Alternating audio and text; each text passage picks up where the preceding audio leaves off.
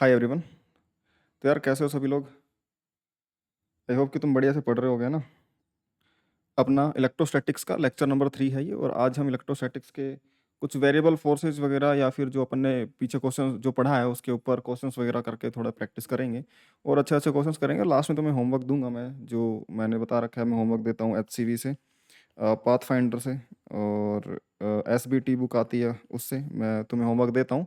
बाकी तुम अपने कोचिंग मटेरियल से खुद से क्वेश्चन सेलेक्ट करके जितना टॉपिक हो गया है उसके हिसाब से तुम क्वेश्चंस कर सकते हो। ठीक है।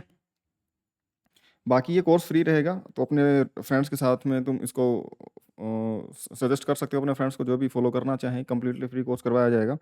और अगर लेक्चर्स पसंद आ रहे हो तो चैनल को सब्सक्राइब कर देना, और फर्दर इन्फॉर्मेशन के लिए टेलीग्राम पे ज्वाइन कर लेना @फिजिक्स माफिया टेलीग्राम चैनल। और अपना जो डाउट ग्रुप है माफियाज डाउट क्लास ग्रुप, इसको ज्वाइन कर लेना, जहाँ पे 24/7 डाउट चलते रहते हैं। और साथ ही 10:30 PM पे मैं भी लाइव आता हूँ और डाउट डाउट डिस्कस करता हूँ बच्चों के साथ लाइव। ठीक है। उसके अलावा कोई प्रिपरेशन रिलेटेड कोई भी क्वायरी हो तो व्हाट्सएप पे मुझे मैसेज कर सकते हो, मैं वहाँ पे तुम्हें आंसर कर दूंगा। ठीक है। तो ज़्यादा टाइम वेस्ट किए बिना अपन स्टार्ट करते हैं जो अपना टॉपिक चल रहा है, इलेक्ट्रोस्टैटिक्स लेक्चर नंबर 3।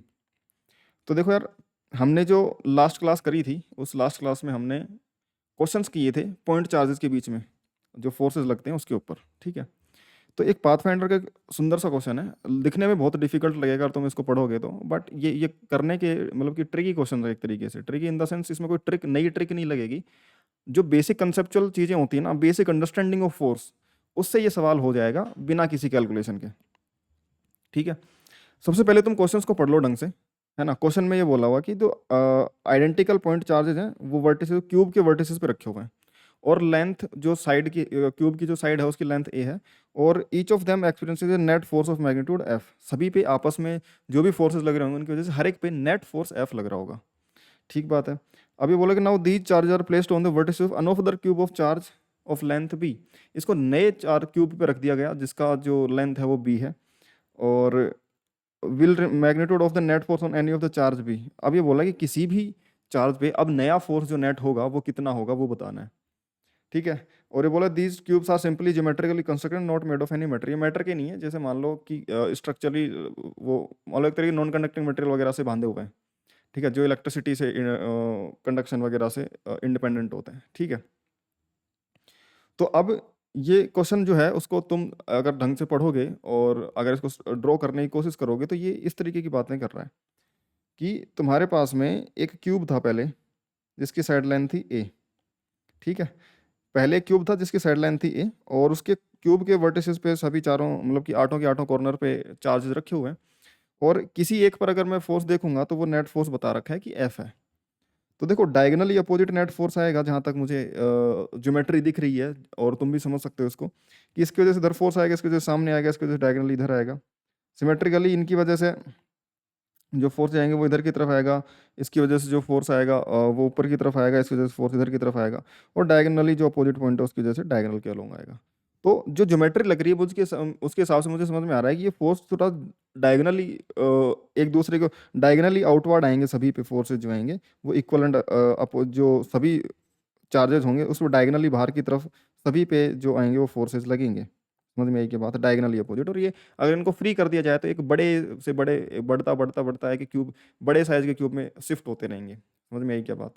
क्योंकि सिमेट्रिक है और सिमेट्रिक चार्जेस रखे हुए हैं तो सिमेट्रिक मोशन होगा सभी का, तो सिमेट्रिकली एक बड़े क्यूब की तरफ शिफ्ट होते जाएंगे, बड़े होते जाएंगे, होते जाएंगे। समझ में आई क्या बात? इस तरीके से मूव करेंगे तो वो तभी हो सकता है जब वो डायगनली इन पे फोर्सेज लग रहे हों। ठीक है। बट हमें उससे कोई लेने देने, इसलिए डायरेक्शन की भी बात नहीं करी। इसने बात करी कि अगर यही सेम चार्जेस अगर शिफ्ट कर दिए जाएं एक ऐसे क्यूब पे जिसकी साइड बी है, ठीक है, तो अब उस पे हर एक पॉइंट हर एक चार्ज पे लगने वाले नेट फोर्स की वैल्यू कितनी होगी? समझ में आ गई क्या बात? वो बोल रहा है तो इनिशियली मान लो वो फोर्स एफ है और फाइनली वो एफ डैश हो गया, तो बोल रहा है कि एफ डैश की वैल्यू एफ के टर्म्स में और ए और बी के टर्म्स में कितनी होगी। अगर तुम इस क्वेश्चन को ध्यान से और इसकी जो कही गई बातें उसको ध्यान से सुनोगे तो हम ये बोल सकते हैं कि यार इस भी ज्योमेट्री में सारी की सारी डिस्टेंसेज जो ए होंगी, कभी ये √3 बनेगी या √2a बनेगी, ये सारी की सारी आएंगी, तो डिस्टेंसेज हमेशा ए के फॉर्मेट में आएंगी। ए के फॉर्मेट में आएंगी, जो फोर्सेज लिखे जाएंगे उसमें कोस अल्फा कोस बीटा जो भी आएंगे सब ए के फॉर्मेट में आएंगे। फोर्स जो होता है इलेक्ट्रोस्टैटिक रिपल्शन फोर्स या इलेक्ट्रोस्टैटिक फोर्स जो भी होता है वो के प्रोपोर्शन में होता है Q1 Q2 अपॉन में L स्क्वायर के। समझ में आई क्या बात? और यहाँ पे वो लेंथ क्या बनेगी, इसकी साइड लेंथ ए बनेगी, उसके अलावा तो कोई साइड आ ही नहीं सकती यहाँ पे। यानी कि जो फोर्स बनेगा वो फोर्स यहाँ पे 1 में ए स्क्वायर के प्रोपोर्शन में बनेगा, सीधी सी बात है। और बीच में आएंगे चार्जेस यहाँ पे Q1 Q2 Q3 Q, और सारे के सारे चार्जेस आइडेंटिकल हैं तो Q into Q, Q into Q square वगैरह आएंगे, तो Q1 इंटू Q2 ये Q स्क्वायर बन जाएगा। लेकिन वो कांस्टेंट है, जो चार्जेस यहीं पे हैं वो सेम ही चार्जेस यहाँ पे हम उन पैरामीटर्स को देख रहे हैं जो चेंज होंगे। क्यू स्क्वायर तो वैसे के वैसे रहेंगे, एंगल्स जो फोर्सेज के बनेंगे वो एंगल्स तो सेम ही बनेंगे, क्योंकि क्यू भी यहाँ पे है और क्यू भी यहाँ पे है। समझ में आ गई क्या बात? तो जो फोर्सेज के बीच में एंगल्स बन रहे होंगे वो एंगल्स जो यहाँ पे बन रहे होंगे वही एंगल यहाँ पे बन रहे होंगे, तो रिजल्टेंट जिस तरीके से यहाँ पे कैलकुलेट होगा सेम तरीके से सेम कैलकुलेशन से यहाँ पे भी कैलकुलेट होगा। समझ में आ गई क्या बात? यानी कि जो फोर्स होगा उसमें जो चीजें आएंगी वो 1 में ए स्क्वायर के प्रोपोर्शन में अगर यहाँ पे है तो फोर्स जो भी होगा उसमें कंपोनेंट वगैरह लेकर के कोस अल्फा कोस बीटा वगैरह वो जो भी आएंगी और क्यू स्क्वायर वगैरह के इंटू जो भी आएंगे उनको मैं कांस्टेंट बोलता हूँ, उनकी वजह से कुछ कांस्टेंट बन जाएगा, वो कुछ मान लो C1 में ये ए स्क्वायर ऐसा कोई फोर्स बन जाएगा। ठीक है। दूसरी तरफ अगर मैं बात करूंगी, नया फोर्स जो एफ डैश बना, ये एफ डैश जो होगा वो 1/b² के प्रोपोर्शन में होगा, और बाकी सारी की सारी कैलकुलेशन सेम आएंगी। एंगल्स जो यहाँ पे बनेंगे फोर्सेस के बीच में सेम यहाँ पे बनेंगे, चार्जेस क्यू स्क्वायर वाले जो आएंगे वो सेम आएंगे, यानी और के वैसे ही कांस्टेंट है और 1/4πε0 वाला, तो बाकी सारी की सारी चीज़ें सेम ही रहेंगी। समझ में आई क्या बात? तो मान लो यहाँ पे जो भी आएगा ये जो फोर्स बनेगा वो फोर्स जो बनेगा एफ डैश, ये कांस्टेंट सी बोल देता हूँ, तो वो जो कांस्टेंट बनेगा जो कि यहाँ पे बन रहा है सेम कांस्टेंट यहाँ पे भी बनेगा, बट यहाँ पे जो डिस्टेंसेज होंगी बस वो ए की जगह बी लिखी जाएगी और कोई फर्क ही नहीं होगा उसमें। तो जो यहाँ पे जो फोर्स होगा वो 1/b² प्रोपोर्शन में होगा, लेकिन कांस्टेंट यहाँ पे भी वही बनेगा, C/b² जैसा फोर्स यहाँ पे बनेगा। क्यों? Since since all the charges and medium is same in both cases, so constant C will be same। तो दोनों तरफ जो कांस्टेंट C आएगा वो सेम आएगा, क्योंकि ज्योमेट्री सेम सिमिलर है, सिमिलर ज्योमेट्री तो एंगल सारे सेम होंगे, कोस अल्फा कोस बीटा जो भी एंगल्स आएंगे वो सेम आएंगे, और Q इंटू क्यू वो तो वैसे ही सेम है, K वैसे ही सेम होता है, और मीडियम वैसे सेम है तो मीडियम भी नहीं बदला। तो जो फोर्स आएगा उसमें कॉन्स्टेंट्स जो आएंगे वो सेम आएंगे, बट 1/a² और 1/b² के प्रोपोर्शन में आएंगे, डिस्टेंसेज ए और बी बन जाए, एक ए की जगह बी बन जाएगी बस। तो वो सिंपल सी बात है। अगर हम इन दोनों इक्वेशन को डिवाइड कर दें, नाउ अगर मैं इन दोनों इक्वेशन को डिवाइड करता हूँ, F = C/a² divide by F dash, और इधर बनेगा C/b², तो C से तो C कट जाएगा ना दोस्तों, ये क्या बन जाएगा b²/a²। तो जो एफ डैश बनेगा वो एफ डैश क्या बन जाएगा, a² टाइम्स एफ। समझ में आई क्या बात? a²/b² टाइम्स एफ, ये समझ में आ जाएगी बात। क्लियर है क्या यार? तो जो नया फोर्स बनेगा वो नया फोर्स a²/b² टाइम्स एफ बनेगा, और ये कौन सा ऑप्शन दे रखा है, a²/b² times F, C option, यानी कि सी ऑप्शन क्या हो जाएगा, इसका करेक्ट आंसर हो जाएगा। अगर मैं सी ऑप्शन की बात करूंगा तो ये करेक्ट आंसर बनेगा सी ऑप्शन। ठीक है। खैर अगर आगे चलें तो नेक्स्ट अगर बात करें हम सेम क्वेश्चन, मतलब सेम क्वेश्चन नहीं है, सेम कंसेप्ट पे, वही चार्जेस के बीच का फोर्स है, और ये पाथफाइंडर का क्वेश्चन था, अभी हम इरोडो का क्वेश्चन करते हैं। सेम कंसेप्ट जो हम पहले प्रीवियस लेक्चर में पढ़ रहे थे चीज़ें, कि 4 पॉइंट चार्जेस के बीच में जो फोर्सेज होते हैं वो किस तरीके से बदलते हैं, उसी के ऊपर एक बहुत ही सुंदर सा क्वेश्चन है ना। इस क्वेश्चन को बस लोग कर देते हैं इक्विलिब्रियम मान करके, लेकिन बताता कोई नहीं कि इक्विलिब्रियम मान क्यों रहे हैं। क्वेश्चन में कहीं भी मेंशन नहीं कि तुम्हें इक्विलिब्रियम मान के करना है। ठीक है। 3.3 जो क्वेश्चन है उसमें जो क्वेश्चन लिखा हुआ है इरोडो का 3.3 क्वेश्चन, उसमें बोला कि दो स्मॉल इक्वली चार्ज स्फीयर्स हैं, इक्वली चार्ज स्फीयर हैं, दो स्फीयर हैं जो इक्वली चार्ज हैं, दोनों का मास m है, suspended from the same point by silk thread, एक ही पॉइंट पे लटके हुए। अब आइडेंटिकल चार्जेस आइडेंटिकल मासेस, तो mg वगैरह भी सेम लगेंगे, रिपल्सिव फोर्स भी सेम लगेगा, तो टेंशन भी सेम लगेगा, वर्टिकल एक्सिस के बोर्ड दोनों सिमेट्रिक तरीके से रहेंगे, यानी कि ये एंगल थीटा तो ये भी एंगल थीटा ही होगा। समझ में आई क्या बात? अब अगर बात करें सिल्क थ्रेड और लेंथ l है, तो the distance between the sphere, जो स्फीयर्स के बीच का डिस्टेंस दे रखा है वो x, वो l के कंपैरिजन में बहुत कम है। ये जो डिस्टेंस x है ये l के कंपैरिजन में है बहुत कम, मैं बस दिखा रहा हूँ तुम्हें बनाने के लिए। बाकी ये कुछ इस तरीके से होंगे कि जो लेंथ l है उसके कंपैरिजन में ये डिस्टेंस x होगा वो बहुत कम होगा। अब लोग find the rate dq/dt with which the charge leaks off each sphere if their approach velocity varies as v equal to a by root x, where a is a constant. अब ये बोल रहा है कि जो find rate d q by d t, इनका क्या है, चार्ज लीक करना स्टार्ट कर देते हैं, चार्ज कम होना स्टार्ट कर देता है एक तरीके से, और कांस्टेंट रेट से ये D q by d t जो रेट है वो बताना है तुम्हें। देर अप्रोच वेलोसिटी वैरी, उनकी जो चार्ज लीक करेगा ऑब्वियस सी बात है, रिपल्सन का फोर्स कम होगा, तो रिपल्सन का फोर्स कम होगा तो ये पास आएंगे तो पास आने की जो वेलोसिटी ऑफ अप्रोच है, एक दूसरे की तरफ आने की जो वेलोसिटी है वो a बाई रूट एक्स के इक्वल है, और a एक कॉन्स्टेंट है। तो बोल रहा है कि जो D q by d T है वो फाइंड करना हमें कि कितनी रेट से ये, अगर वो वेलोसिटी ऑफ अप्रोच पास आने की वो a बाई रूट एक्स है, तो रेट जो चार्ज लीकेज होगा या चार्ज के कम होने की रेट होगी वो कितनी होगी, ये हमें बताना है। ध्यान से सुनना मेरी बातें, है ना, ध्यान से सुनते रहना। अगर हम सिंपल ये मान लें कि मान लो ये एंगल थीटा है यहाँ पे और ये लेंथ है, ये डिस्टेंस एक्स है, अगर मैं साइन थीटा की बातें करूंगा तो ये वाले जो डिस्टेंस होगी ये एल बाई टू बन जाएगी। तो अगर मैं साइन थीटा की बात करूंगा, साइन थीटा कितना लिखा जा सकता है, तो साइन थीटा को लिखा जा सकता है जो परपेंडिकुलर होगा एल बाई टू अपॉन में हाइपोटेनियस ये एल, समझ में आई बात, एल बाई टू और ये एल से लिखा जा सकता है। अब आगे बात सुनो, अगर मैं इसको इस तरीके से लिखूंगा तो ये सॉरी एल बाई टू नहीं है, ये एक्स बाई टू होगा, क्योंकि एक्स है तो एक्स बाई टू अपॉन में एल, तो एक्स अपॉन में 12 साइन थीटा लिखा जा सकता है। ठीक है, कोई दिक्कत नहीं है। लेकिन बात सुनो कि हमें जो दे रखा है वो एक्स लेस देन एल दे रखा है, एक्स लेस देन एल दे रखा है, यानी कि एक्स अपॉन में 12 लेस देन 1 बनेगा, सीधी सी बात है। यानी कि जो साइन थीटा है वो वेरी वेरी स्मॉल बन जाएगा, वेरी वेरी स्मॉल बन जाएगा। भाई एक्स बाई 12 एक से बहुत ही ज़्यादा छोटा है, मतलब कि बहुत स्मॉल साइन की वैल्यू हो गई, समझ में आ गई की बात, एक्स बाई 12 बहुत छोटा हो गया, यानी कि साइन थीटा बहुत छोटा हो गया। अगर ये बहुत स्मॉल है तो थीटा भी वेरी स्मॉल होगा, बोलो होगा कि नहीं होगा, थीटा स्मॉल होगा। चीज़ें सीक्वेंस से समझते जाते हैं कि हम इसमें करते क्यों हैं, जो चीज़ें इसमें सोल्यूशन तो तुम्हें बहुत मिल जाएंगे इंटरनेट पे, लेकिन वो सोल्यूशन हुआ ऐसे ही क्यों हुआ उसका कोई लॉजिक तुम्हें समझाने वाला नहीं मिलता जनरली।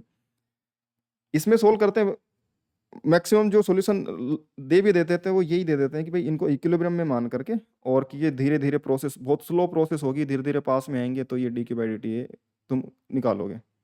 ठीक है, लेकिन अगर तुम बात करो कि ये इक्विलिब्रियम में होंगे क्यों, इनको नियरली इक्विलिब्रियम मानेंगे कि स्लो प्रोसेस होगी क्यों, उसकी हम बात कर रहे हैं कि उसको समझने के लिए इसके क्वेश्चन की फ्रेमिंग को समझना पड़ेगा कि बनाने वाले ने इस तरीके से क्यों बनाया होगा।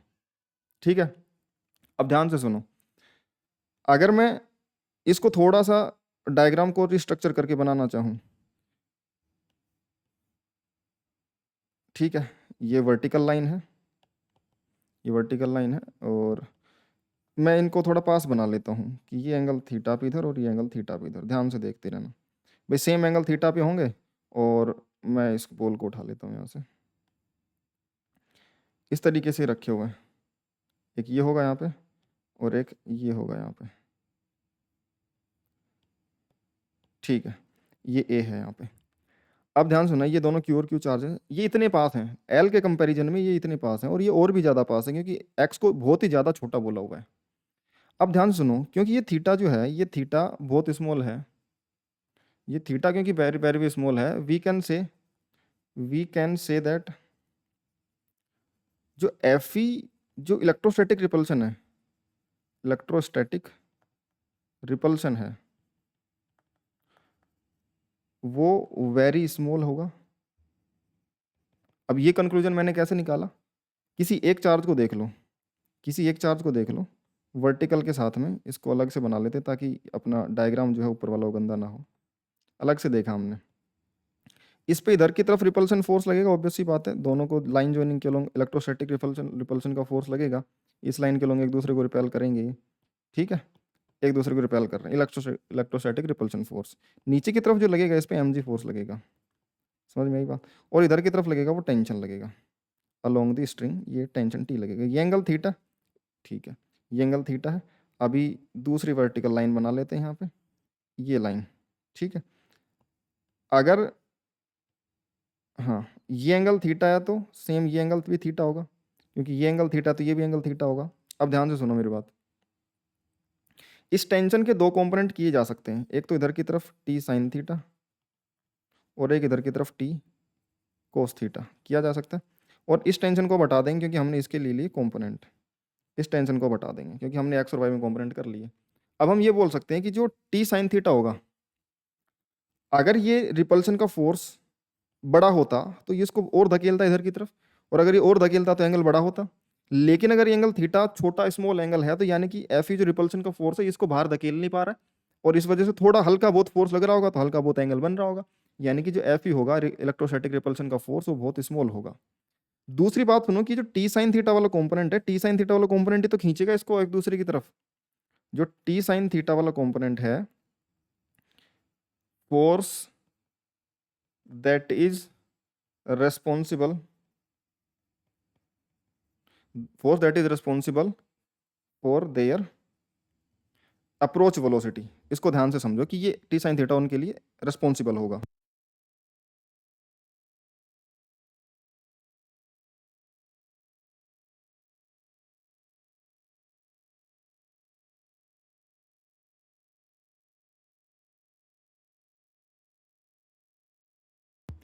हाँ, तो ये बोला कि responsible for their approach velocity.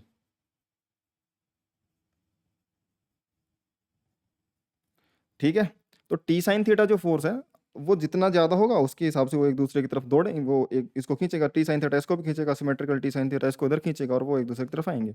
और वो खींच क्यों पाएगा? क्योंकि जो इनका चार्ज है वो लीकेज हो रहा है, वो चार्ज कम हो रहा है, तो रिपल्शन फोर्स जितना था वो भी कम होता जा रहा है, तो टी साइन थीटा की वजह से एक दूसरे की तरफ आएंगे और उसकी वजह से वो एक दूसरे को अप्रोच करेंगे। बट ध्यान से सुनो, अगर एफ ही बहुत छोटा है तो टी साइन थीटा भी तो छोटा ही होगा। रिपल्शन का फोर्स ही बहुत छोटा है तो अट्रैक्शन का, अब तुम बोलोगे कि नहीं ये बड़ा हो सकता है तभी तो पास आ रहे हैं, तो ध्यान से सुनो, टी साइन थीटा में साइन थीटा है वो वेरी स्मॉल है, वेरी स्मॉल है। क्वेश्चन की फ्रेमिंग बहुत अच्छे तरीके से करी गई है, कुछ बोला नहीं गया लेकिन इसमें इंफॉर्मेशन बहुत छुपी हुई है। साइन थीटा बहुत स्मॉल है क्योंकि उसने बोला था कि एक्स बहुत स्मॉल है as compare to l. Sine theta बहुत स्मॉल है तो टेन थीटा भी तो स्मॉल बन जाएगा। टेंशन को एक बहुत छोटे नंबर से मल्टीप्लाई करूंगा साइन थीटा से तो वो भी स्मॉल बन जाएगी। इसका मतलब ये हो गया कि so the acceleration will also be very small. एक तो T sine theta force small है, उस पर से रिपल्शन का फोर्स भी उसमें माइनस करना पड़ेगा, तब जाकर के इस सर की तरफ जो एक्सेलरेशन आएगी, मान लो एक्सेलरेशन ए से चलेंगे तो जो एक्सेलरेशन ए आएगी वो बहुत स्मॉल होगी। अगर एक्सेलरेशन स्मॉल होगी तो हम बोलेंगे कि बहुत धीरे धीरे एक्सेलरेट हो, बहुत धीरे धीरे वेलोसिटी बहुत स्लोली मूव करेगा, velocity will also be very small. और क्योंकि एक्सेलरेशन बहुत स्मॉल है तो इस पर नेट फोर्स जो लगेगा, नेट फोर्स वो नियरली जीरो लगेगा, nearly zero can be considered as nearly zero. और साथ में जो वेलोसिटी v को अगर मैं देखूं a बाई रूट एक्स, क्योंकि v स्मॉल है, क्योंकि जो v है वो वेरी स्मॉल है और x भी वेरी स्मॉल है, तो जो a बनेगा वो तो v रूट एक्स बनेगा ना, तो a भी वेरी स्मॉल हो जाएगा कि नहीं हो जाएगा? समझ में आ गई की बात? a बहुत स्मॉल है, समझ में आई बात? या फिर मैं बोलूँ कि x बहुत स्मॉल है और मैं बोलूँगा कि x स्मॉल है तो a भी बहुत स्मॉल होना चाहिए क्योंकि वेलोसिटी को बहुत स्मॉल होना है। ठीक है, अब ध्यान से सुनो, ए कांस्टेंट जो था जिसकी बात कर रही थी कि v a by root x है, ये कांस्टेंट है, एक्सेलरेशन नहीं है, ये कोई कांस्टेंट है जो क्वेश्चन में दिया गया अपने को। क्वेश्चन में हमें दिया गया था कि एक कांस्टेंट है, ये कांस्टेंट है, तो हमें साफ पता चल गया कि वेलोसिटी जो है वो बहुत स्मॉल है, ए भी एक स्मॉल नंबर ही होगा, बट जो भी है वो कांस्टेंट है, हमें उसको कोई लेना देना नहीं है।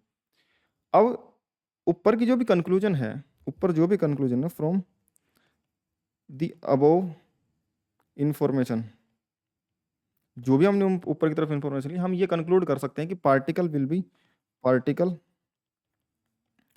Will be in nearly equilibrium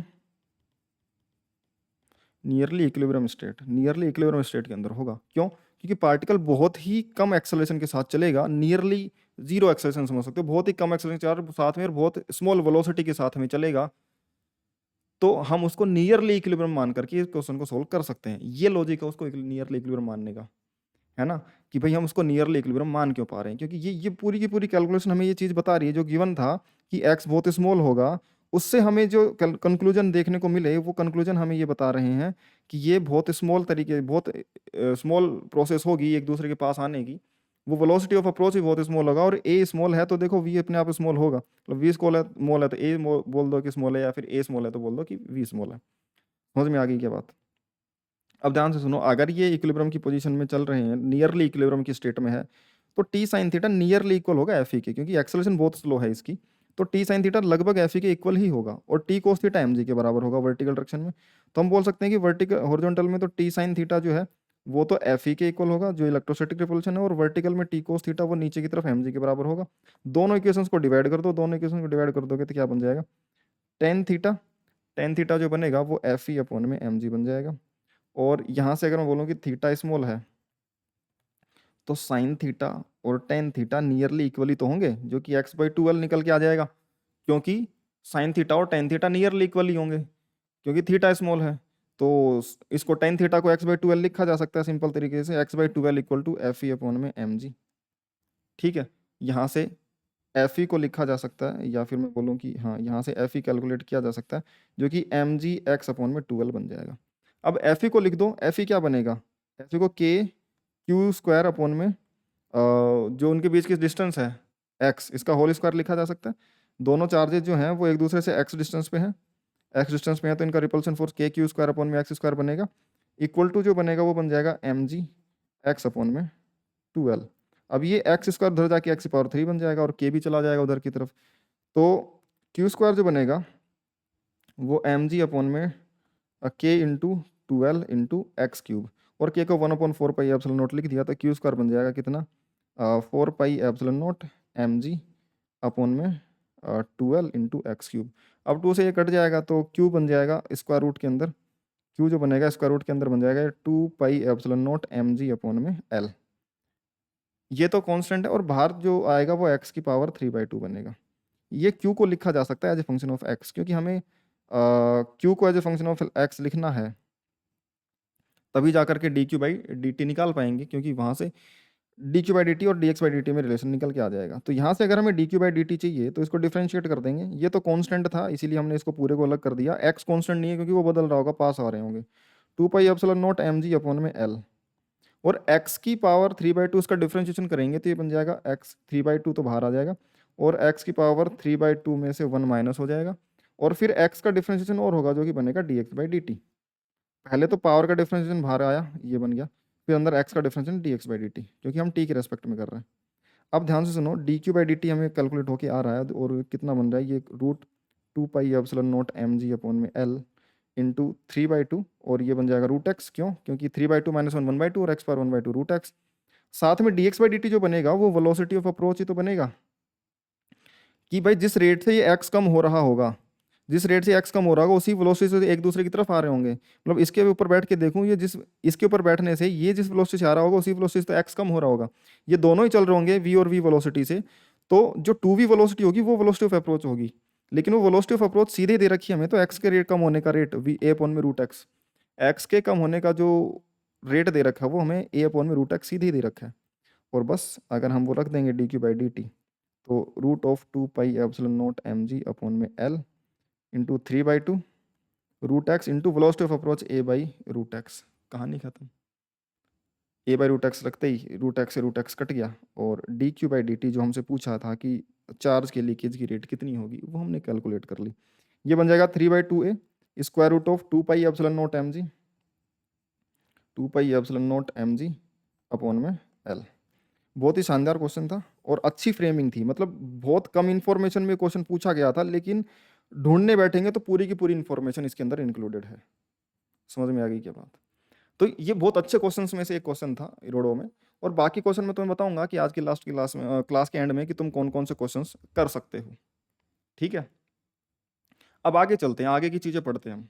ठीक है, ये तो वो था जो हमने पढ़ा हुआ है, उसके ऊपर जो क्वेश्चन हम प्रैक्टिस कर सकते थे, और क्वेश्चन जो समझ सकते हैं अच्छे अच्छे लेवल के क्वेश्चन वो थे। अभी हम जो पढ़ेंगे वो पढ़ेंगे जिनमें हमें चार फोर्सेज जो हम लगाएंगे पार्टिकल्स के ऊपर, जो फोर्सेज रहेगा वो थोड़े अलग टाइप के फोर्स, यानी वेरिएबल ऑब्जेक्ट्स में कैसे फोर्स लगाएंगे। यानी सिंपल पहला ही क्वेश्चन अगर मैं उठा के देखूं, ये एक तरीके से प्रैक्टिस सेशन ही होने वाला है एक तरीके का, जिसमें हम डिफरेंट वैरायटी के क्वेश्चन करेंगे, और फिर थोड़ी बहुत थ्योरी भी आगे की हम पढ़ेंगे। तो मान लो तुम्हारे पास एक रोड है, ठीक है, इस पे चार्ज डिस्ट्रीब्यूटेड है ऐसे, और ये total Q charge length L में डिस्ट्रीब्यूटेड है, और बोला गया कि यहाँ से डिस्टेंस ए पे, यहाँ से डिस्टेंस ए पे एक दूसरा चार्ज रखा हुआ है स्मॉल क्यू। तो force between road and point charge Q कितना होगा, दोनों के बीच में जो फोर्स लगेगा वो कितना होगा। यानी ये भी पूछा जा सकता है कि ये क्यू चार्ज इस रोड पे फोर्स कितना लगा रहा है, फिर रोड क्यू चार्ज पे फोर्स कितना लगा रही है, क्योंकि इक्वल एंड अपोजिट ही होंगे। न्यूटन के थर्ड लॉ से जो भी एक दूसरे फोर्स लगाएंगे वो इक्वल एंड अपोजिट ही होगा। तो force between road and charge Q की अगर बात करें तो इसमें हम सीधे के क्यू बाई आर स्क्वायर वाला फॉर्मूला यूज नहीं कर पाएंगे, क्योंकि ये पॉइंट चार्जेस नहीं है। समझ में आई बात? क्योंकि ये पॉइंट चार्जेस नहीं है, के क्यू बाई आर स्क्वायर हम सीधा फॉर्मूला यूज नहीं कर पाएंगे। अब इसको कैसे करेंगे, तो ध्यान से सुनो। क्यू से अगर हम फोर्स देखेंगे, इस वाले छोटे से एलिमेंट पे देखता तो फोर्स निकाला जा सकता था, बिल्कुल। यहाँ पे छोटा सा चार्ज होता निकाल देते, यहाँ पे दूसरा छोटा चार्ज होता तो निकाल देते, बिल्कुल निकाल देते, यहाँ पे तीसरा छोटा चार्ज होता तो निकाल देते, बिल्कुल। ऐसे बहुत सारे अगर छोटे छोटे चार्जेस होते तो उन सभी की वजह से क्यू और क्यू इनके बीच में फोर्स निकाला जा सकता था। तो हमें कोई ऐसा अरेंजमेंट बनाना पड़ेगा ताकि हम इस रोड के सभी चार्ज जो एक्सटेंडेड चार्ज हैं उसमें छोटे छोटे चार्ज को काट करके उसकी वजह से इस पर फोर्स देख लें और सभी को ऐड कर दें तो नेट फोर्स आ जाएगा। क्योंकि जब मैं k q by r square लगाऊंगा तो आर जो बनेगा वो यहाँ पे तो ए है और यहाँ पे ए प्लस एल है, हर एक पॉइंट का आर अलग था, तो हम पॉइंट चार्ज का फॉर्मूला निकाल पा रहे थे यहाँ पे। उसके लिए हमें पॉइंट चार्ज का अरेंजमेंट बनाना पड़ेगा, क्योंकि हमें तो उसी का फोर्स आता है। तो सबसे पहली बात तो हम ये बोल सकते हैं कि force on rod due to q, भाई क्यू की वजह से रोड पे फोर्स, और force on q due to rod, ये एक दूसरे के इक्वल होंगे। क्लियर है? ये एक दूसरे के इक्वल होंगे, और न्यूटन के थर्ड लॉ से हम ये बात बोल सकते हैं। न्यूटन के थर्ड लॉ के हिसाब से हम ये बात बोल सकते हैं। दूसरी बात, चार्ज यूनिफॉर्मली डिस्ट्रीब्यूटेड है रोड पे, कुछ नहीं देखा, मतलब यही इन्फॉर्मेशन होती है जब कुछ ना बोला जाता है हम यूनिफॉर्म डेंसिटी ले लेते हैं, या फिर हम बोल भी देते हैं कि यूनिफॉर्मली डिस्ट्रीब्यूटेड है, यूनिफॉर्मली डिस्ट्रीब्यूटेड चार्ज है। ठीक है, अब इस पे फोर्स बताना है, तो ध्यान से देखो, इस ओरिएंटेशन को, इस अरेंजमेंट को उठा लो, हमें फोर्स की कैलकुलेशन करनी है, इसको समझना है कैसे होगा। वन बाई वन एक एक चीज तुम समझते रहना ताकि तुम खुद से आगे के सवाल कर पाओ, और मैं इतने अच्छे तरीके से तुम्हें समझाऊंगा कि हर एक चीज हर एक लॉजिक के साथ में कि मैं क्यों कर रहा हूँ। सबसे पहले हमें, क्योंकि के क्यू बाई आर स्क्वायर फॉर्मूले में आर रखने में समस्या आती है कि कौन सा आर रखें, हर एक पॉइंट का, हर एक पॉइंट चार्ज का आर तो अलग है। तो हमने क्या करा कि हम एक ऐसा चार्ज इसमें से बनाते हैं जिसको हम किसी एक फिक्स डिस्टेंस पे मान सकते हैं और वो एक पॉइंट चार्ज की तरह भी काम करे। तो मैं क्या कर रहा हूँ कि मैं इस क्यू चार्ज से इस एक्स डिस्टेंस पे आकर के एक छोटा सा एलिमेंट बना ले रहा हूँ, एक छोटा सा एलिमेंट बना ले रहा हूँ, और इस छोटे से एलिमेंट में इसको छोटा सा पार्ट काट लिया मैंने रोड का। इस छोटे से पार्ट में ये जो चार्ज आएगा इसको मैंने डी क्यू चार्ज बोल दिया, और ये पॉइंट चार्ज की तरह काम करेगा। किसके साथ में? इसको डी कैपिटल क्यू बोल देता हूँ, क्योंकि वो कैपिटल क्यू का एक हिस्सा है, डी ऑफ कैपिटल क्यू। ये डी ऑफ कैपिटल क्यू इस रोड के एक छोटे से पार्ट का एक हिस्सा है, उस पर आने वाला एक चार्ज है, और ये चार्ज पॉइंट चार्ज की तरह ट्रीट किया जा सकता है इसके साथ में, और इसके बीच का डिस्टेंस एक्स है। इन दोनों के बीच में सीधे आराम से फोर्स लिख सकता हूँ, उसमें मुझे कोई समस्या नहीं है। वो डी क्यू चार्ज लिखूंगा कैसे? लेकिन k q one q two by r square लगा दूंगा, आर मेरे पास है कि मैंने यहाँ से डिस्टेंस एक्स पे आकर के एक एलिमेंट लिया था, लेकिन डी क्यू लिखूँ कैसे? मुझे पता है कि भाई क्यू चार्ज जो है वो एल लेंथ में डिस्ट्रीब्यूटेड है, तो एक यूनिट लेंथ में कितना चार्ज होगा? ऐसे बोल सकता हूँ कि एल लेंथ में क्यू चार्ज डिस्ट्रीब्यूटेड है, एल लेंथ में क्यू चार्ज डिस्ट्रीब्यूटेड है, तो वन यूनिट लेंथ में चार्ज कितना होगा? Q by L. तो अगर हर एक यूनिट लेंथ में क्यू बाई एल चार्ज है तो डी एक्स लेंथ में कितना चार्ज होगा? डी एक्स लेंथ में चार्ज होगा Q by L into D x से मल्टीप्लाई कर दो। भाई एक मीटर में इतना चार्ज, तो डी एक्स मीटर में कितना होगा? डी एक्स से मल्टीप्लाई कर दो, उतना चार्ज आ गया। समझ में आ गई क्या बात? तो डी एक्स लेंथ में जो चार्ज होगा वो इतना चार्ज होगा, यानी कि डी क्यू जो बना रहे हैं हम, जो हम डी क्यू लेना चाह रहे हैं उसकी वैल्यू क्यू अपॉन में एल इंटू डी एक्स बन जाएगी। अगर ये चीज़ क्लियर है तो मैं फोर्स डी एफ, मान लो इस छोटे से एलिमेंट के बीच में और इस क्यू के बीच में जो फोर्स लगेगा वो डी एफ लगेगा, और मान लो इस पे वो रिपल्सन का फोर्स डी एफ इधर की तरफ लगेगा, वो रिपल्सन का फोर्स इस पर डी एफ इधर की तरफ लगेगा, और इस पे वो जो डी एफ होगा वो इधर की तरफ लगेगा। वो इस एलिमेंट की वजह से लगा रहा हूँ मैं। तो वो डी एफ एलिमेंट का फोर्स लिखा जा, डी क्यू एलिमेंट का फोर्स डी एफ लिखा जा सकता है कि Q into d Q upon में इनके बीच का डिस्टेंस एक्स स्क्वायर। अब उसमें देखो k इंटू क्यू तो कांस्टेंट ही है, डी क्यू अपॉन में एक्स स्क्वायर में डी क्यू की वैल्यू रखो, डी क्यू को वैल्यू को लिख जाए के क्यू, और Q by L into D x, और ये 1/x²। यहाँ पे अगर तुम देखोगे बात तो df के अंदर k q/l ये कांस्टेंट क्वांटिटी है और dx/x² ये एक वेरिएबल क्वांटिटी है। x वेरी करेगा और x वेरी किस तरीके से करेगा, क्योंकि मैं अलग अलग जगह पे छोटे छोटे एलिमेंट लूंगा तो सभी का x अलग अलग आएगा और अलग अलग x आने की वजह से अलग अलग फोर्स लगेंगे और उस तरीके से फोर्स बदलेगा। तो अगर हम इस एलिमेंट का फोर्स निकालें, इसका निकालें, इसका निकालें, सभी को ऐड करें तो छोटे छोटे एलिमेंट्स के फोर्सेस को या छोटे छोटे वैल्यूज को ऐड करने का तरीका इंटीग्रेशन होता है। इसलिए हम इसको इंटीग्रेट करेंगे कि हम छोटे छोटे एलिमेंट्स को एक साथ इंटीग्रेट कर देते हैं तो df df df integrate df+df+df वो ऐड होकर के टोटल फोर्स F बन जाएगा और k q/l और ये इंटीग्रेशन dx/x² बन जाएगा। x की लिमिट कहाँ से रखी जाएगी? x की लिमिट वहाँ से रखी जाएगी जहाँ पे चार्जेस स्टार्ट होते हैं वरना dq और जहाँ पे एंड होते हैं वहाँ तक वो जाएगी लिमिट। सबसे पहला dq चार्ज कहाँ पे बनेगा? a डिस्टेंस पे आने के बाद में एक छोटा सा dx लेंथ का एलिमेंट आएगा जहाँ पे वो dq चार्ज बनेगा। फिर उससे अगला कॉन्टिन्यूसली चलता रहेगा तो लिमिट बढ़ती रहेगी बढ़ती रहेगी बढ़ती रहेगी। आखिरी जो dq चार्ज आएगा वो कहाँ पे आएगा? इस डिस्टेंस पे आएगा जो कि यहाँ से कितने डिस्टेंस पे बेटा? a प्लस में l। समझ में आई बात? तो आखिरी एलिमेंट यहाँ पे और पहला एलिमेंट यहाँ और बीच में कॉन्टिन्यूस एलिमेंट्स हैं तो कॉन्टिन्यूस लिमिट चलती रहेगी। तो इनिशियल लिमिट अगर मैं x की लिखूंगा a से लेकर के a+l तक सारे के dq चार्जेस आते रहेंगे तो सभी की वजह से हमें फोर्स निकालना है, वो ऐड कर दिया हमने a से a+l। तो ये k q/l dq/x² को इंटीग्रेशन अगर मैं देखूंगा तो x⁻² है, इसका इंटीग्रेशन -1/x लिखा जा सकता है और वो a से a+l तक। ठीक है ना। और ऐसी चीज़ों में तुम्हें अगर दिक्कत आती है एलिमेंट्स वगैरह लेने में, और ये मैंने चीज़ें बेसिक मैथ्स के कोर्स में इंक्लूड कर रखी हैं मास डेंसिटी वगैरह के हेल्प में, या फिर इंटीग्रेशन में जो लिमिट होती है कैसे रखी जाएंगी, या फिर मैं बात करूं कि 1/x² का इंटीग्रेशन कैसे होगा। तो 1/x²-2 x⁻² + 1/-2+1 तो x⁻1/-1 -1/x का इंटीग्रेशन बनेगा। जो फोर्स F बनेगा वो कितना बन जाएगा? k q/l इंटू -1 में अपर लिमिट रखेंगे तो ये a+l बनेगा, माइनस लोअर लिमिट करेंगे तो -1/a। ये माइनस तो upper limit minus lower limit वाला आ रहा है और ये माइनस इस वैल्यू के साथ ही था तो ये वाला माइनस तो इसके साथ ही था, ये upper limit minus lower limit की वजह से आया है। तो जो फोर्स बनेगा वो k q अब तो सोल्व ही हो गया, इसमें कोई बड़ी बात बची नहीं। -1/a+l और ये +1/a बन जाएगा। तो फोर्स F को लिखा जा सकता है k q/l into 1/a -1/a+l। देख लो, या तो यहीं पे भी छोड़ सकते हैं या फिर इसको और फर्दर सोल्व कर सकते हैं। k q a+l -a बन जाएगा तो ये l इंटू a+l लिखा जा सकता है, l से l कट जाएगा तो ये फोर्स F को इस तरीके से भी लिखा जा सकता है k q/a into a+l। Clear है क्या? ये आंसर आ गया। ठीक है, ये वेरिएबल फोर्सेस को इस तरीके से कैलकुलेट किया जाए। वेरिएबल डिस्ट्रीब्यूशन, जो चार्ज का डिस्ट्रीब्यूशन अगर पॉइंट चार्ज ना हो तो डिस्ट्रीब्यूटेड चार्जेस में फोर्स की कैलकुलेशन इस तरीके से करी जा सकती है। समझ में आ गई बात? अब ध्यान सुनो, एक और क्वेश्चन लेते हैं, अच्छा क्वेश्चन। ठीक है ना, ये इस ऐसा क्वेश्चन तुम्हें उसमें मिल जाएगा, SBT में मिल जाएगा और पाथफाइंडर में मिल जाएगा। ठीक है ना। क्वेश्चन डिस्कस करते हैं, क्वेश्चन होगा क्या। ऐसा है कि मैंने एक रिंग थी, उस रिंग को मैंने चार्ज दिया, रिंग को मैंने चार्ज दे दिया, कुछ चार्ज दिया मैंने इसको।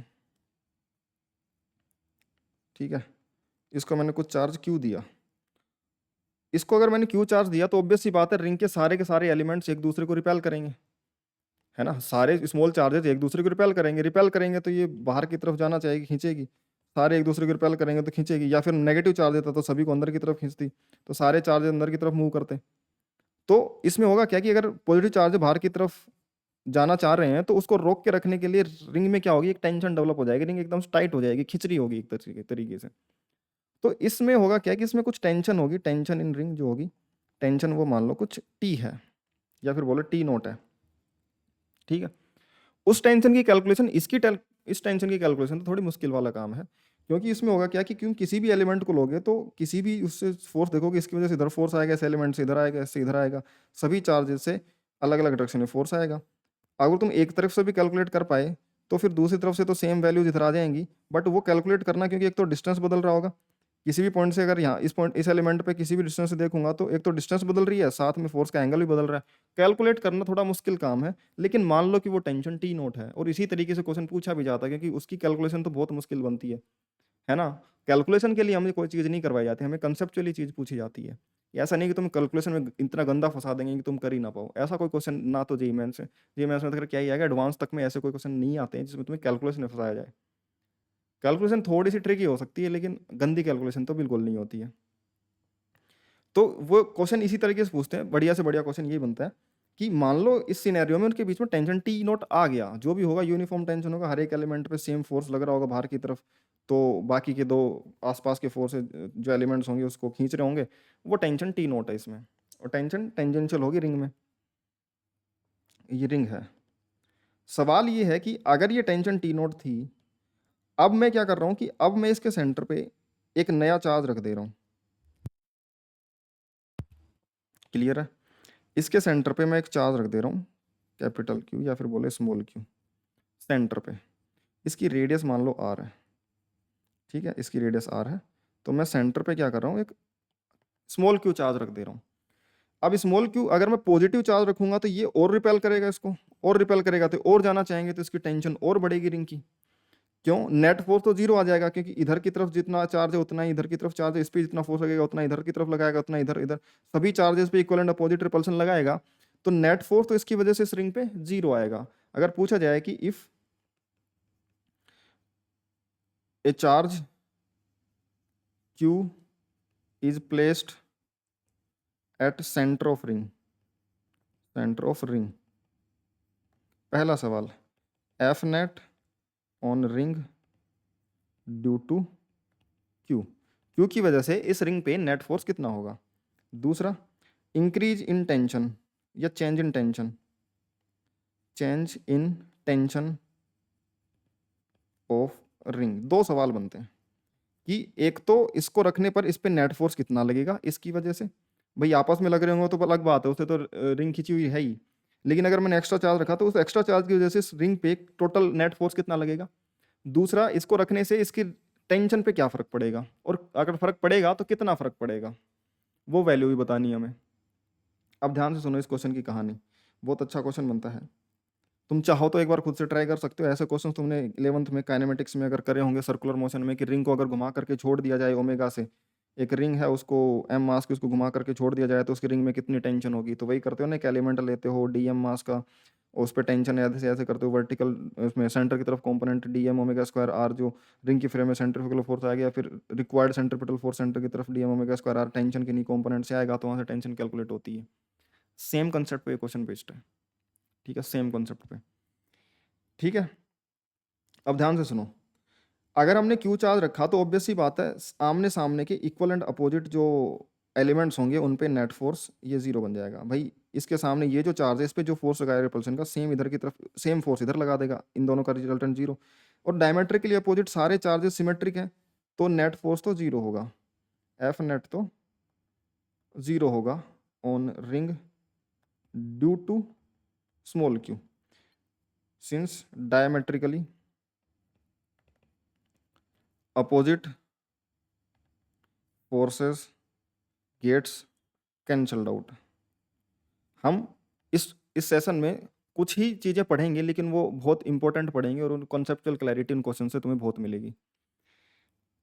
अब इसकी बात सुनो कि अगर हमने इस पर चार्ज रखा सेंटर पे, तो इस पे ऊपर रिंग के ऊपर जो नेट फोर्स लगेगा उसकी वजह से वो नेट जीरो, क्योंकि इक्वल एंड अपोजिट सभी डायरेक्शन में जो लगाएगा वो नेट जीरो हो जाएगा। लेकिन रिंग की टेंशन पे क्या फर्क पड़ेगा, टेंशन अगर पहले ही एक दूसरे को रिपेल करें, पहले बाहर की तरफ जाना चाह रहे थे, अब इसकी वजह से और बाहर जाना चाह रहे हैं, और बाहर जाना चाहेंगे तो रिंग और टाइट हो जाएगी। और सिमेट्रिकली नेट फोर्स तो जीरो, तो रिंग कहीं मूव तो नहीं करेगी, लेकिन बाहर की तरफ खींचेगी रिंग, बाहर की तरफ ऐसे खींचना चाह रही है रिंग, लेकिन खींच नहीं पाएगी क्योंकि रिजिड है, रिजिड है तो फिर इसमें खींच नहीं पाएगी, तो बाहर तो धक्का लग रहा है उस पर, तो वो अंदर की तरफ क्या होगा, उसमें टेंशन बढ़ जाएगी। यानी कि तुम एक रिंग को बाहर की तरफ खींचो तो वो टाइट हो जाती है ना, रस्सी को तुम खींचो तो वो टाइट हो जाती है ना, वैसे ये भी खींची हुई है, जितना ज़्यादा फोर्स लगेगा उतना ज़्यादा खींचेगी। तो अब ऑब्वियस सी बात है, पॉजिटिव चार्ज रखा है तो और ज़्यादा खींचेगी, क्योंकि बाहर की तरफ और ज़्यादा फोर्स लगेगा। नेगेटिव चार्ज रखते तुम तो वो अंदर की तरफ फोर्स लगता तो वो टेंशन को कम कर देता। जो इनके फोर्सेज की वजह से, रिपल्शन की वजह से जो टेंशन आ रही है अंदर की तरफ, उसको खींच के उस टेंशन को कम कर देता है। और अगर नेगेटिव चार्ज बहुत ज़्यादा रखते तो हो सकता है वो अंदर की तरफ खींचने से इसमें कंप्रेशन का एक प्रॉपर्टी, कंप्रेशन वाली टेंशन आ जाती इसमें। समझ में आ गई ये बात, कंप्रेशन फोर्स डेवलप हो जाता। बट अभी के लिए ये है कि भाई कितना एक्सेस चार्ज, वो कितना एक्स्ट्रा इसमें टेंशन आ जाएगी वो पूछा हुआ है। तो उसके लिए हम क्या करेंगे, हम एक ऐसा कर लेते हैं कि हम एक एलिमेंट ले लेते हैं यहाँ पे, ठीक है, थीटा एंगल का, और थीटा हम बहुत स्मॉल मानते हैं। ये थीटा स्मॉल एंगल का एक हम आर्क ले लेते हैं। ध्यान से सुनना है इसको। हमने एक आर्क मान लिया, एंगल थीटा का हमने एक आर्क माना, एंगल थीटा का हमने एक आर्क माना। और इस आर्क पे अगर हम ध्यान से सुने, जो नेट फोर्स होगा इस आर्क पे, एंगल थीटा का ये सेंटर है, तो एंगल बाइसेक्टर बना लेते हैं इसमें, ताकि हमारी कैलकुलेशन थोड़ी सी एंगल वेंगल कंपोनेंट लेने की आसान हो जाए। ये टोटल एंगल थीटा था, तो ये थीटा बाई 2 बनेगा, ये भी थीटा बाई 2 बनेगा। ये जो एलिमेंट है ये एक बहुत छोटा सा एलिमेंट है, ये बहुत छोटा सा एलिमेंट है, बट क्योंकि कैलकुलेशन में थोड़ी सी दिक्कत होगी इसलिए मैं इसको बड़ा बना के देख रहा हूँ। एक्चुअल में बहुत छोटा सा एलिमेंट लिया अपन ने। मैं बताऊँ तो एंगल और भी छोटा है एक्चुअल में, अगर जितनी ज़्यादा छोटा एंगल होगी उतना ज़्यादा सही कैलकुलेशन होगी। उसको जूम इन कर लिया हमने इसको समझने के लिए। ये वाला पार्ट जो भी होगा, इधर की तरफ इस पर टेंशन टी लग रही होगी, इस वाले पार्ट पे इधर की तरफ टेंशन टी लग रही होगी। क्यों? क्योंकि ये वाला पार्ट बाहर की तरफ जा रहा होगा फोर्स की वजह से, तो ये दोनों पॉइंट इसको पकड़ के रखे होंगे, तो ये पॉइंट इधर की तरफ खींच रहा होगा, ये पॉइंट इधर की तरफ, क्योंकि टेंशन टेंजेंशियल लग सकती है। तो ये टेंजेंशियल डायरेक्शन में दो टेंशन लग गई। इन दोनों टेंशन के दो कंपोनेंट हो सकते हैं, एक तो हॉरिजॉन्टल और एक वर्टिकल डायरेक्शन में। हॉरिजॉन्टल की अगर मैं बात करूंगा तो वो कितना बनेगा उसको देखते हैं। ये एंगल थीटा है तो ये 90 डिग्री है, तो ये एंगल 90 माइनस थीटा बाई 2। और ये क्योंकि 90 डिग्री है और ये 90 माइनस थीटा बाई 2 है, तो ये थीटा बाई 2 ही बनेगा। तो टेंशन का जो इधर कंपोनेंट आएगा टी कोस थीटा बाई 2, और इधर की तरफ T cos theta by 2। Vertically downward जो फोर्सेज आएंगे वो टी साइन थीटा बाई 2, और ये भी वर्टिकली साइन आएगा वो टी साइन थीटा बाई 2। इस टेंशन के कंपोनेंट इधर की तरफ, बाहर की तरफ और अंदर की तरफ। समझ में आई बात? नीचे की तरफ टी कोस थीटा बाई 2 इधर, T sine theta by 2, same T sine theta by 2 इधर की तरफ। इस पे जो फोर्स लगेगा वो एफ, उस एफ में एक तो रिंग के खुद के चार्जेस की वजह से लगेगा, साथ में के क्यू अपॉन में के क्यू डी क्यू अपॉन में आर स्क्वायर किसकी वजह से लगेगा, इस स्मॉल क्यू चार्ज की वजह से जो सेंटर पे रखा हुआ है। समझ में आई क्या बात? और डी क्यू इस पे चार्ज मान लिया हमने, डी क्यू इस पे चार्ज मान लिया, जो कि ये डी क्यू बनेगा, और वो रेडियली आउटवर्ड होगा। अब तुम बोलोगे सर हम रेडियली आउटवर्ड कैसे ले सकते हैं, इस पे इधर लगेगा, इस पे इधर, इस पे इधर, तो रिजल्टेंट निकालना पड़ेगा। अरे ध्यान से सुनो, मैंने ये बहुत छोटा सा एलिमेंट लिया, बहुत छोटा सा एलिमेंट लिया, तो पॉइंट चार्ज की तरह काम करेगा। पॉइंट चार्ज पे बाहर की तरफ रिपल नेट फोर्स इधर की तरफ आएगा, और पॉइंट चार्ज मान करके फोर्स लिख सकता हूँ मैं k q by r, k q one q two by r square. तो इस टेंशन में दो चीजें हैं, एक तो टी नोट और एक डेल्टा टी जो भी आएगा वो। ऑब्वियस ही बात है, जो टी नोट होगा, टी नोट के वर्टिकल कंपोनेंट एफ आर को बैलेंस करके रखेंगे, तो ये सारी चीजें तो कट जाएंगी। तो ये जो है, ये जो भी आ रहा है वो चेंज इन टेंशन का फोर्सेज ही देख लेते हैं हम तो सीधे सीधे। भाई चेंज इन टेंशन कितनी है वही देख लेते हैं हम तो, delta T sine theta by 2 change in tension कितनी आई, वो किसकी वजह से आएगी, सिर्फ और सिर्फ इस फोर्स की वजह से। क्योंकि ऑलरेडी जो रिपल्सिव फोर्स था खुद के चार्जेस का, उसको जो टेंशन आनी थी उस टी नोट जो पहले थी, वो तो उसने तो पहले ही बैलेंस कर रखा था, उसको तो देखने की हमें वैसे ही जरूरत नहीं है। समझ में आई क्या बात? अभी जो फिलहाल जो टेंशन बढ़ी है वो इस रिपल्सिव फोर्स की वजह से बढ़ी है, तो टेंशन जो बढ़ी है उसका वर्टिकल कंपोनेंट सेंटर की तरफ और रेडियली आउटवर्ड जो आएंगे वो ये तो एक दूसरे से कैंसिल आउट कर देंगे, इक्वल एंड अपोजिट बाहर की तरफ। और जो ये फार वाले कंपोनेंट होंगे, ये वाले फोर्सेज, वो देखो नीचे की तरफ हैं और ये इसको बैलेंस करेंगे। नीचे की तरफ एक्चुअल में ये क्या है कि जो रेडियली आउटवर्ड रिपल्सन बनेगा ना, ये वर्टिकली कंपोनेंट जो आएंगे नीचे की तरफ वो सेंटर की तरफ ही होंगे नियरली, क्योंकि एलिमेंट बहुत छोटा है, तो ये नियरली सेंटर की तरफ कंपोनेंट फोर्स लग रहे होंगे। तो ये सेंटर की तरफ फोर्स जो लग रहा होगा 2 टी साइन थीटा बाई 2, दो जगह लग रहा है, T sine theta by 2, T sine theta 2 T sine theta by 2, बाहर की तरफ लगने वाले के d Q into q upon में आर स्क्वायर के बराबर होगा। डी क्यू कितना होगा, डी क्यू चार्ज को देखो, क्यू चार्ज टोटल कितने में, पाई 2 पाई एंगल में डिस्ट्रीब्यूटेड है, तो डी थीटा एंगल में कितना होगा, डी थीटा से मल्टीप्लाई। भाई ये क्यू चार्ज जो है पूरा का पूरा ये 2 पाई एंगल में डिस्ट्रीब्यूटेड है, तो इस थीटा एंगल में कितना होगा, क्योंकि सिमेट्रिक डिस्ट्रीब्यूशन है, तो थीटा एंगल से मल्टीप्लाई कर दिया। ये डी थीटा नहीं, थीटा लिया हमने, थीटा ही स्मॉल मान रखा है। समझ में आई क्या बात? तो क्यू और थीटा ये बन जाएगा। तो ये देखो 2 into T sine theta by 2 को थीटा बाई 2 लिख देंगे क्योंकि एंगल स्मॉल है, equal to k into q upon में r square into d q, d q क्या बन जाएगा, क्यू अपॉन में 2 पाई इंटू थीटा। अब देखो इस थीटा से ये थीटा कट गया, ठीक है, और इस 2 से ये 2 कट गया, तो ये बन गया T बराबर के क्यू क्यू अपॉन में 2πr²। बताओ आंसर आ गया। टी क्या है, ये डेल्टा टी है एक्चुअल में, ये क्या है डेल्टा टी, चेंज जो टेंशन इंक्रीज हुई थी ना वो थी ये डेल्टा टी। समझ में आ गई ये बात, टी क्या थी, ये डेल्टा टी थी एक्चुअल में। तो चेंज इन टेंशन जो आया वो कैलकुलेट होके आ गया। क्लियर है बात? अच्छा क्वेश्चन था, एक बार देख लो इसको खुद से, है ना, एक बार खुद से देख लो और समझ लो कि ये किस तरीके से किया गया और इसमें क्या क्या चीज़ें बनी हुई हैं, क्या क्या चीज़ें इसमें तुम्हें सीखने को मिली हैं। ठीक है, अब ध्यान से सुनो, अगर मैं चार्ज की बात करूं तो दो जगह पे मुझे, दोनों क्वेश्चन जो हमने करे हैं आज, अच्छे अच्छे क्वेश्चंस, इन दोनों क्वेश्चंस में मुझे चार्ज के डिस्ट्रीब्यूशन की बात करनी पड़ी, चार्ज के डिस्ट्रीब्यूशन की बात करनी पड़ी। अगर चार्ज के डिस्ट्रीब्यूशन की अगर हम बात करें तो चार्ज का डिस्ट्रीब्यूशन कई तरीके से डिस्ट्रीब्यूटेड हो सकता है किसी भी मटेरियल के अंदर। लेंथ के लॉन्ग हम उसका डिस्ट्रीब्यूशन निकाल सकते हैं, mass per unit length. Area के लॉन्ग निकाल सकते हैं, mass per unit area, surface charge density. Volume के अंदर निकाल सकते हैं, वॉल्यूमेट्रिक मास डेंसिटी। ठीक है, वो चीज़ें हम अगर हम डिस्कस करना चाहें तो चार्ज डेंसिटी की अगर हम बात करें, हम आज ही डिस्कस कर सकते हैं उसको। चार्ज डेंसिटीज, चार्ज डेंसिटी यानी चार्ज डिस्ट्रीब्यूशन, सीधी सी बात यहाँ पे बोले, चार्ज डिस्ट्रीब्यूशन। चार्ज डिस्ट्रीब्यूशन की बात करें यानी कि चार्ज डेंसिटीज़ की अगर हम बात करें तो हम इस तरीके से बोल सकते हैं कि चार्ज डिस्ट्रीब्यूशन दो तरीके के, तीन तरीके का हो सकता है, और उसी के हिसाब से चार्ज डेंसिटीज हो सकती हैं। चार्ज डेंसिटी,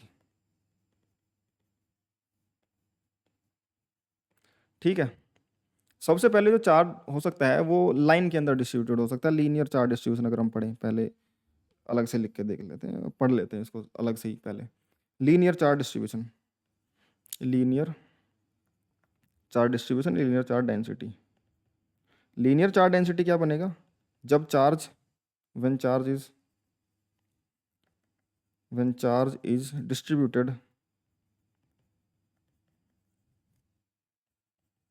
अलोंग लेंथ, जब चार्ज लेंथ के अलोंग डिस्ट्रीब्यूटेड हो, यानी कि वही बात कि एक वायर है, उस वायर के लेंथ के अलोंग चार्ज डिस्ट्रीब्यूटेड है। समझ में आ गई क्या बात?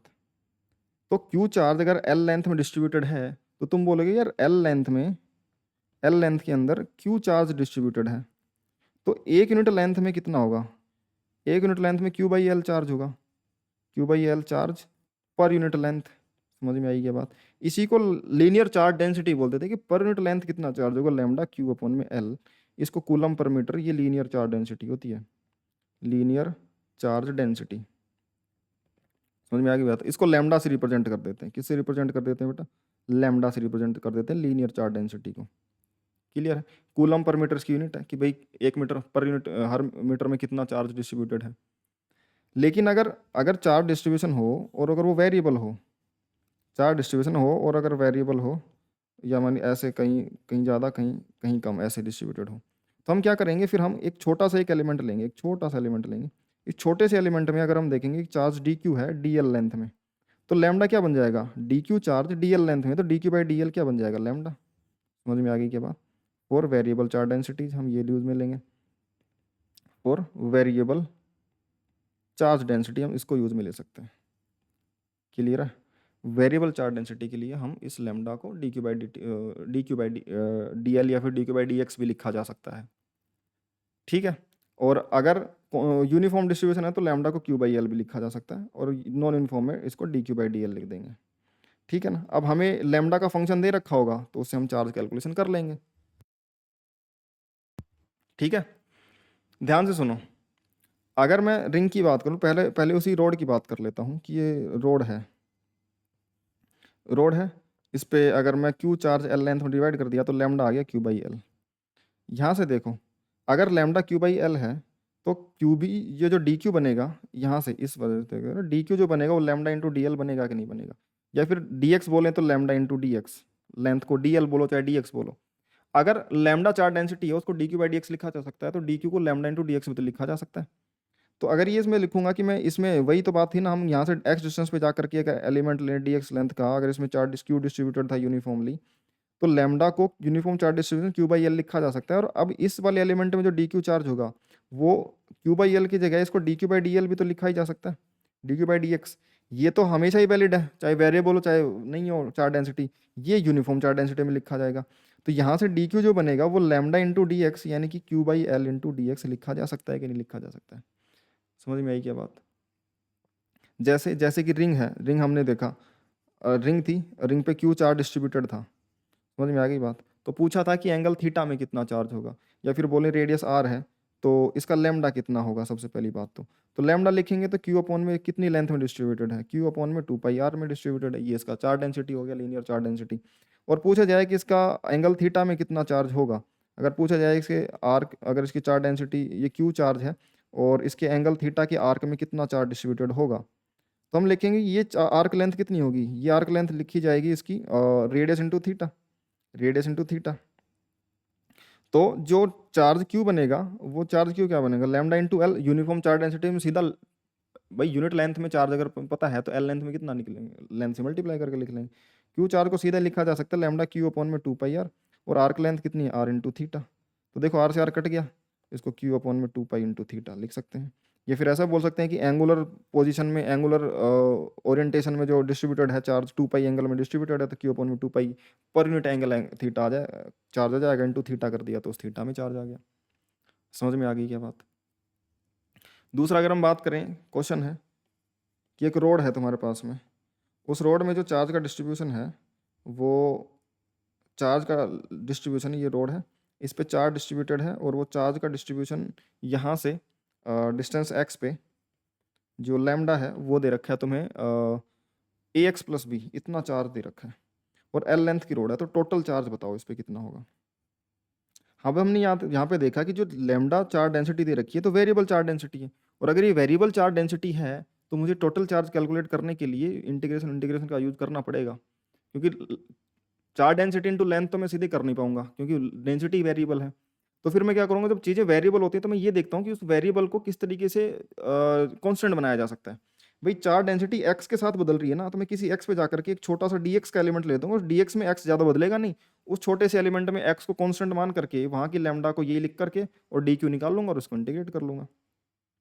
समझ में आई क्या बात? तो किस तरीके से करूँगा, हम इसको करेंगे कि यहाँ पे एक्स पे गए, एक्स पे जाकर के डी एक्स लेंथ का एक एलिमेंट निकाल लिया हमने, डी एक्स लेंथ का एक एलिमेंट ले लिया, इसमें डी क्यू चार्ज हम लिख रहे हैं, डी एक्स लेंथ का एलिमेंट, लैम्डा को D q by d x लिखा जा सकता है, तो डी क्यू कितना बन जाएगा लैम्डा इंटू डी एक्स, और डी क्यू जो बनेगा लैम्डा इंटू, लैम्डा की वैल्यू दे रखी है ए एक्स प्लस बी। क्यों? क्योंकि इससे इस छोटे से एलिमेंट में एक्स का यहाँ पे और यहाँ पे एक्स की लगभग वैल्यू सेम ही रहेंगे, तो लैम्डा लगभग सेम ही रहेगा, तो इस छोटे से एलिमेंट में तो लैम्डा को यूनिफॉर्म मान करके एक्स प्लस बी और इसका डी क्यू लिखा जा सकता है इस तरीके से। तो जो क्यू बनेगा वो कितना बन जाएगा, a x plus b d x, इसका इंटीग्रेशन डी क्यू का इंटीग्रेशन बन जाएगा क्यू, और x की लिमिट कहाँ से कहाँ तक, 0 से l तक। भाई यहाँ से एलिमेंट स्टार्ट हो रहा है और यहाँ से यहाँ तक चलेगा, सभी में चार्ज का डिस्ट्रीब्यूशन, पूरे में x का फंक्शन ये दे रखा है, तो बस इसको इंटीग्रेट कर दो, टोटल चार्ज आ जाएगा। ये बन जाएगा a x square by 2 plus b x, और कहाँ से कहाँ तक, 0 से l तक, तो ये बन जाएगा a l square by 2 plus b l, और 0 रखेंगे तो 0, तो ये क्यू बन के आ जाएगा। समझ में आ गई क्या बात? इस तरीके से लीनियर चार्ज डेंसिटी कैलकुलेट करी जा सकती है, लीनियर चार्ज डेंसिटी से चार्ज कैलकुलेट किया जा सकता है। दूसरा, अगर मैं क्वेश्चन दूं तुम्हें, एक और क्वेश्चन अगर मैं तुम्हें दूं, तो इस क्वेश्चन को अगर ध्यान से सुनोगे तुम, एक सेमी सर्कुलर रिंग है, एक सेमी सर्कल है तुम्हारे पास में, ये सर्कल है मान लो, और यहाँ पे हमने क्या कर दिया, इसको आधा सर्कल काट दिया, तो सेमी सर्कल बन जाएगा तुम्हारे पास में। ये सेमी सर्कल है, इस सेमी सर्कल पे चार्ज डिस्ट्रीब्यूटेड है, और वो चार्ज डिस्ट्रीब्यूशन का जो फंक्शन दे रखा है तुम्हें, चार्ज डिस्ट्रीब्यूशन का फंक्शन वो वर्टिकल में, वर्टिकल के साथ में यहाँ से अगर एंगल थीटा पे जाओगे तुम, यहाँ से अगर एंगल थीटा पे जाओगे, तो यहाँ का जो चार्ज डेंसिटी लैम्डा दे रखा है वो तुम्हें दे रखा है lambda not sine theta. Clear है? लैम्डा दे रखा है लैम्डा नॉट साइन थीटा, और ये रेडियस इसकी आर है, यानी कि लैम्डा एंगल थीटा पे जाने पर लैम्डा नॉट साइन थीटा है, तो वो थीटा के साथ में बदल रही होगी, और थीटा क्योंकि साइन थीटा बढ़ने पर साइन थीटा बढ़ता है, तो ऊपर चल जाते चार्ज डेंसिटी बढ़ रही होगी, फिर नीचे जाते हैं तो वो घट रही होगी, लेकिन होगा 0 से 180 में चार्ज पॉजिटिव ही, साइन थीटा क्योंकि पॉजिटिव है। तो पूरा का पूरा टोटल चार्ज कैलकुलेट बताओ, find total charge on ring पे टोटल चार्ज कितना होगा ये बताना है तुम्हें। क्लियर है? अगर रिंग पे तुम्हें टोटल चार्ज बताना है तो तुम किस तरीके से करोगे? तुम वही मान लोगे कि आर्क लेंथ के अलोंग चार्ज जो है वो लेंथ के अलोंग चल रहा है, डिस्ट्रीब्यूटेड है और वो बदल रहा है। तो तुम क्या करोगे, यहाँ से आओगे एंगल थीटा पे जाकर के डी थीटा के एक एलिमेंट बनाओगे, क्योंकि थीटा पे तो बदल रहा है, तो हम डी थीटा के एक एलिमेंट लेते हैं जिसमें थीटा लगभग कांस्टेंट ही हो। इस आर्क लेंथ को अगर मैं डी एल लिखूँ आर्क लेंथ, तो वो रेडियस इंटू डी थीटा से लिखा जा सकता है, arc length radius into d theta से। और अगर radius into d theta arc length लिखा जा सकता है तो lambda d q by d l ही तो होता है, या d q by d x. तो डी क्यू बन जाएगा लैम्डा डी एल, और लैम्डा तो है लैम्डा नॉट साइन थीटा, और डी एल है तुम्हारा आर डी थीटा। तो देखो d q as a function of theta निकल के आ गया, कितना होगा, lambda naught r sine theta d theta. अब अगर इसमें इसको इंटीग्रेट कर दूं और थीटा की वैल्यू 0 से पाई रख दूं, तो सेमी सर्कल में 0 से पाई तो बदल रहा है एंगल, तो क्यू निकल के आ जाएगा total lambda naught r sine theta d theta, integration कर देंगे 0 से पाई। अब इसको भी इंटीग्रेट करने का आसान तरीका, हमें 0 से पाई में इसकी वैल्यू निकालनी है ना। 0 से पाई में इसका इंटीग्रेशन क्या होगा, 0 से पाई में साइन का ग्राफ बनाओ। साइन का ग्राफ कुछ ऐसा बनता है, 0 से और पाई में, 0 से पाई में इसका इंटीग्रेशन करना है y equal to sine x का, बताओ y equal to sine theta का डी थीटा के रेस्पेक्ट में। इंटीग्रेशन करना मतलब हमें ये एरिया निकालना है, और ये एरिया कितना होता है अगर तुम्हें पता हो तो, क्या हम ये एरिया सीधा लिख सकते हैं? ये एरिया बनता है 2। 0 से पाई का ये जो साइन का एरिया बनता है ग्राफ का, अगर तुम्हें पता हो बेसिक मैथ्स अगर तुमने ढंग से करी होंगी, तो मैंने करवाया था साइन कोस वगैरह के लिए कि पूरा लूप का एरिया 2 बनता है और आधे लूप का 1 बनता है। तो ये 0 से पाई में पूरा लूप बन रहा है, इसका एरिया ये सीधा 2 लिख सकता हूँ मैं, या फिर उसको इंटीग्रेट कर लो। साइन का इंटीग्रेशन क्या बनेगा, कोस का डिफरेंशियल माइनस का साइन, तो साइन का इंटीग्रेशन माइनस कोस में 0 से पाई तक लिमिट लगाओ, आंसर आ जाएगा। ये इंटीग्रेशन जो बनेगा हम सीधा लिख सकते हैं, इसका एरिया जो बनेगा वो 2 बनेगा। तो क्यू को तुम सीधा सीधा लिख सकते हो 2 लैम्डा नोट आर। समझ में आई क्या यार? क्या लिखा जा सकता है, 2 lambda naught into r. Clear है क्या यार? तो अगर ये चीज़ें क्लियर है तो बताओ, और अगर इतना क्लियर है तो देखो आज हम इतना ही पढ़ेंगे लीनियर चार्ज डेंसिटी तक। नेक्स्ट क्लास में हम सरफेस चार्ज डेंसिटी और एरिया चार्ज डेंसिटी भी पढ़ेंगे, और उसके ऊपर बेस्ड क्वेश्चंस भी करेंगे फिर, ठीक है ना। तो फोर्सेज या फिर फोर्सेज निकालने का, या फिर उसका जो लेक्चर होगा वो लास्ट लेक्चर होगा, नेक्स्ट लेक्चर। उससे अगले लेक्चर्स में हम फिर इलेक्ट्रिक फील्ड वगैरह के बारे में स्टार्ट कर देंगे चीज़ें, ठीक है ना। क्योंकि ये जो पोर्शन है फोर्सेज, हमने बहुत अच्छे अच्छे क्वेश्चंस कर लिए फोर्सेज कैलकुलेट करने वाले, और इसका ये हमने पोर्शन अपना स्ट्रॉन्ग बना लिया है।